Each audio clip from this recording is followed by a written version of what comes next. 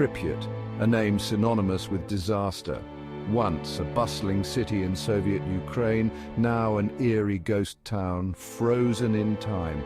The spectre of Chernobyl looms large, casting a long shadow over the deserted streets and buildings. On April 26, 1986, the Chernobyl Nuclear Power Plant suffered a catastrophic meltdown. The explosion released a plume of radioactive material, forcing the evacuation of Pripyat. The city remains eerily preserved, a snapshot of life abruptly interrupted. A Ferris wheel meant to bring joy now stands as a rusting reminder of a childhood lost. Pripyat was a city built on a dream. Constructed in the 1970s, it was intended to be a model Soviet city, a shining example of progress and prosperity. It housed the families of those who worked at the nearby Chernobyl Nuclear Power Plant. Pripyat was a young city full of life and hope. Its population was approximately 50,000, many of them children and young families drawn by the promise of a bright future. The city boasted all the amenities of modern life: schools, hospitals, shops and recreational facilities. The Palace of Culture was its beating heart, where residents gathered for concerts, plays and exhibitions. Then came the morning of April 26, 1986. The explosion at Chernobyl shattered the illusion of safety and progress. Within 36 hours, the entire city was evacuated. Today, walking through the deserted streets of Pripyat is like stepping into a post-apocalyptic film. Buildings stand silent, their windows like vacant eyes staring out at the overgrown streets. Silence hangs heavy in the air, broken only by the rustling of leaves and the chirping of birds. One of the most haunting sights in Pripyat is the amusement park, frozen in time since the day of the evacuation. The Ferris wheel, a symbol of joy and childhood, now stands as a rusting hulk against the desolate skyline. Bumper cars lie idle, their bright paint faded and peeling.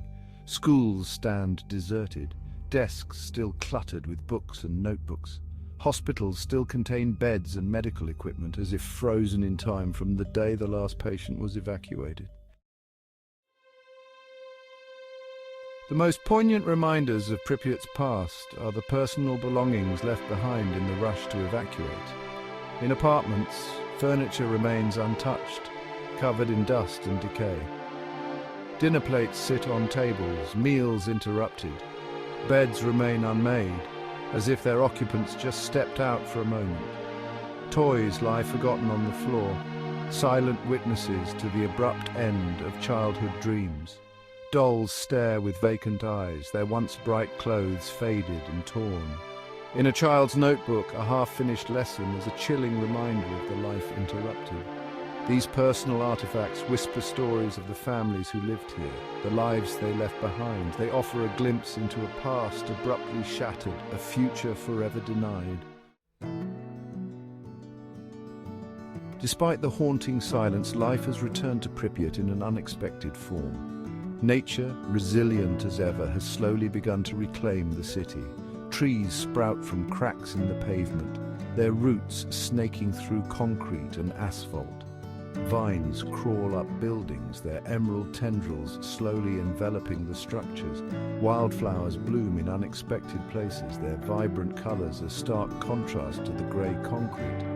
Birds build nests in abandoned buildings, their songs echoing through the empty streets. The air, once filled with the sounds of human activity, now carries the scent of pine needles and damp earth. This resurgence of nature is a poignant symbol of the city's loss. Pripyat stands as a haunting symbol of the devastating consequences of nuclear disaster. It's a stark reminder of the fragility of human life and the enduring power of the atom. The city's silence speaks volumes, a chilling testament to the cost of human error.